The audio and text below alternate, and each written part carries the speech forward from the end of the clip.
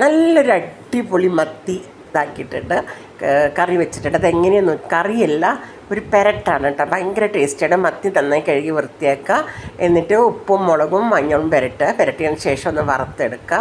വറുത്തതിന് ശേഷം അത് നന്നായിട്ട് വറുത്ത് മാറ്റി വയ്ക്കുക. പിന്നീട് ചട്ടി വെച്ചിട്ട് സവോള, ഇഞ്ചി, വെളുത്തുള്ളി, പച്ചമുളക്, കറിവേപ്പില നന്നായിട്ട് വഴറ്റിയതിന് ശേഷം പുളിവെള്ളം ഒഴിക്കുക. പുളിവെള്ളം ഒഴിച്ചിട്ട് അതിനകത്തേക്ക് ഒരു സ്പൂണ് മുളക് പൊടി, മഞ്ഞൾപ്പൊടി മാത്രം ഇട്ടാൽ ചെറിയ ഒരു നുള്ള് ഉലുവപ്പൊടി, ഒരു നുള്ള് കുരുമുളക് പൊടി ഇവ ഇട്ട് നന്നായിട്ട് ഇളക്കി കൊടുത്തതിന് ശേഷം തക്കാളി ഇടുക, വാളംപുളിയുടെ വെള്ളം ഒഴിക്കണം.